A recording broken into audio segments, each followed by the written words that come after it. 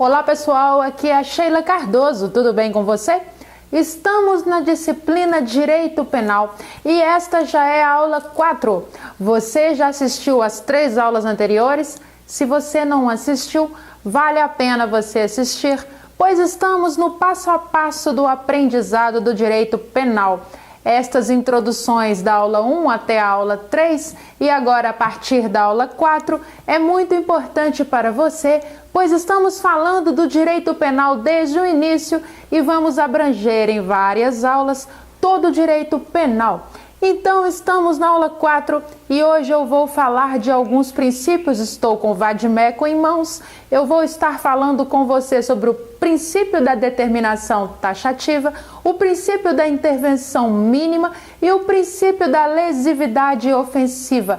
Pegue o seu vade-mecum, a sua caneta e o seu caderno, vamos fazer anotações, pois esta aula é muito importante. Vamos lá? Posso começar? Você está preparado? Então venha comigo, vamos lá. O princípio da determinação taxativa, ao exigir que o tipo penal seja determinado e exato em sua descrição, acaba se tornando taxativo ao indicar ao julgador o que configura infração, podendo ser punido, ou seja, punido por aquilo que configura a infração cometida, limitando drasticamente a autonomia do julgador em definir se a conduta efetivamente praticada é ilícita, ou seja, é determinante o tipo penal, além de exato, indicando assim a infração e sua punição ao julgador, onde o mesmo irá definir a ilicitude da conduta. Você compreendeu? O julgador irá definir a ilicitude da conduta baseado no quê? Baseado naquilo que configura a infração cometida.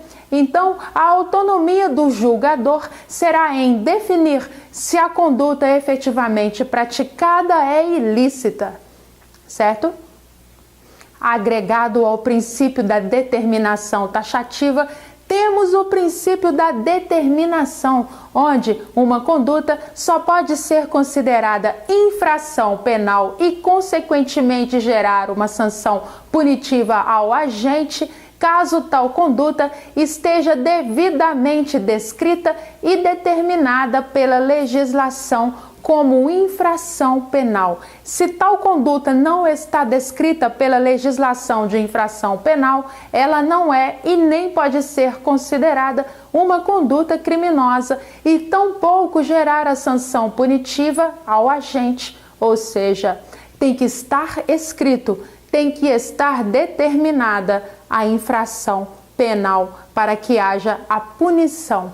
Se tal conduta não está descrita pela legislação de infração penal, ela não é e nem pode ser considerada uma conduta criminosa, certo? Segundo esse princípio, pessoal, o legislador, ao querer coibir uma conduta que seja criminosa, deve determinar com clareza, precisão e detalhe os atos omissos e situações que, sendo praticados, configurarão uma infração penal. E, ao mesmo tempo, deve ter parâmetros exatos quando entenda que houve uma sanção e quais os limites de pena devem ser aplicada ao agente daquela conduta. E, caso contrário, a sanção, ficando sem devida determinação, ela não deverá ser aplicada em respeito a esse princípio. Então, a sanção ficado sem a devida determinação, ela não deverá ser aplicada em respeito a esse princípio, que é o princípio da determinação taxativa.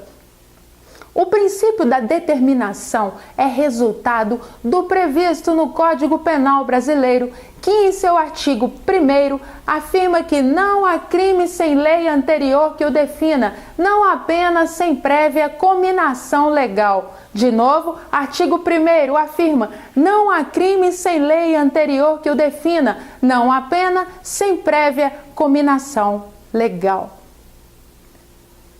Pessoal, vamos continuar. Vamos falar agora do princípio da intervenção mínima e princípio da lesividade ofensiva. Vamos lá? Venha comigo, olha só.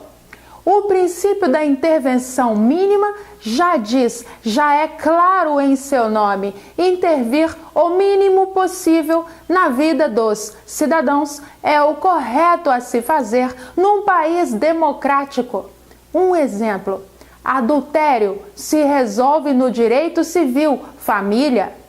O princípio da intervenção mínima é fragmentário, ou seja, o objetivo do direito é proteger os bens mais importantes, vida, patrimônio, liberdade, etc., incluindo nessa proteção as normas do direito penal. Então, o princípio da intervenção mínima é o direito e dever de intervir o mínimo possível na vida dos cidadãos, na sociedade. Mas e o princípio da lesividade ofensiva? Já o princípio da lesividade ofensiva traz a lesão ou ameaça de lesão ao bem jurídico protegido pelo Estado. Vamos entender isto melhor? Vamos lá? Olha só. Para que exista crime, a conduta do agente deverá atingir, afetar bem jurídico alheio de forma significante. Quando fala-se bem jurídico alheio, é afirmar que uma conduta que envolva terceiros deverá, sim, ser punida. É crime lesionar bem jurídico de terceiro. Para que exista crime, a conduta do agente deverá atingir, acertar bem jurídico alheio de forma significante, certo? Para que exista crime, a conduta do agente deverá atingir, afetar bem jurídico alheio de forma significante. Vamos falar de um outro exemplo, a embriaguez ao volante, que está no artigo 306 do Código de Trânsito Brasileiro.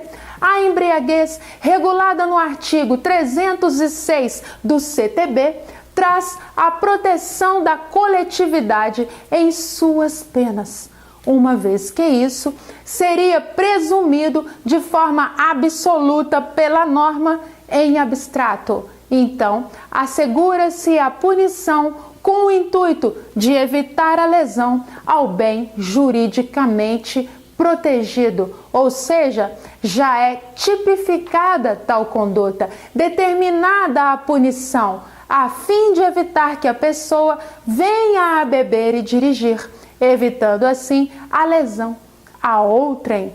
Então, assegura-se aí a punição com o intuito de evitar a lesão ao bem juridicamente protegido. Esses delitos aqui citados, para fins de consumação, prescindem de exposição de perigo ao bem jurídico protegido. Compreendido, pessoal? Mas vamos falar da autolesão. E a autolesão? A autolesão é crime? Olha só, não se pode incriminar condutas autolesivas.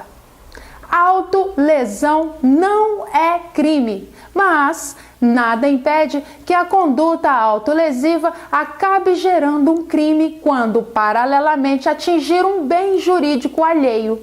Um exemplo, o autoaborto, que produz a morte do feto. Este é um crime com pena de detenção de 1 a 3 anos e está previsto no artigo 124 do Código Penal, ou seja, é crime provocar aborto em si mesma ou consentir que outrem lhe provoque. Mas agora quero falar da cogitação e da preparação de crimes. O que você acha disso? A cogitação e a preparação de crimes. Tem que ter punição ou não? Fiquem atentos a esta informação. Veja bem, cogitação e preparação são impuníveis, pois não invadem bem alheio. É apenas a arquitetura, a cogitação mesmo. Ainda não ocorreu a invasão ao bem alheio, portanto não há punição. As etapas de cogitação e preparação são consideradas impuníveis, pois não afetam bem jurídico alheio e o direito penal só começa a intervir a partir da execução. Compreendido? Pessoal, a maioria dos doutrinadores reconhecem que há exceções à impunidade dos atos preparatórios, quando o legislador opta por tipificar autonomamente, criando um crime para punir o que seria mera preparação para outro crime. Portanto, é nos artigos 286 a 292 do Código Penal que você irá compreender o que era a incitação ao crime, a apologia de crime ou criminoso, a associação criminosa, a constituição de milícia privada, dos crimes contra a fé pública. Portanto, pegue o seu código, pegue o seu vade-mecum e faça a leitura destes artigos. Faça anotações, compreenda o texto, a letra fia da lei, pois cai na OAB, cai em concursos. Leia esses artigos 286 a 292 do Código Penal.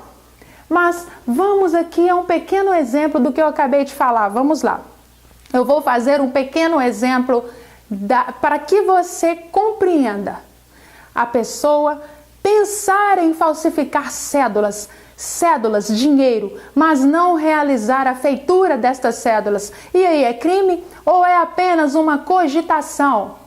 É apenas uma cogitação. Ela pode até ter iniciado uma preparação, mas não conseguiu desenvolver as cédulas. Logo, é impunível sua ideia de falsificar tais cédulas. Mas, a partir do momento que ela inicia a feitura destas cédulas, falsificando-as, ele certamente será alcançado dentro da lei e será punido, pois seu intuito certamente era o de colocar em circulação estas cédulas. Então, ele responderá pelo crime com reclusão de 2 a 8 anos. Correto? Então, este exemplo foi da cogitação e preparação, se são puníveis ou se são impuníveis. Então, no exemplo eu falei que só cogitar a ideia não há punição, mas a partir do momento que ele começa com a preparação dessas cédulas citadas no exemplo, assim há punição, pois deixou de ser cogitação apenas e passou para a prática. Bom, pessoal, eu vou parar esta aula por aqui para que você pegue o seu Código Penal e estude os artigos aqui citados. E na próxima aula voltamos com a continuidade dos princípios penais e seus estudos. Não percam a próxima aula, aula 5. Ela está com bastante informações importantes e estamos praticamente cercando, sem enrolação, a compreensão dos princípios penais. Um grande abraço. Curta este vídeo, comente, diga se gostou, se não gostou, se inscreva no canal e receba em primeira mão as aulas publicadas e vamos juntos rumo à aprovação em concursos e OAB. Eu te espero na aula 5. Um grande abraço!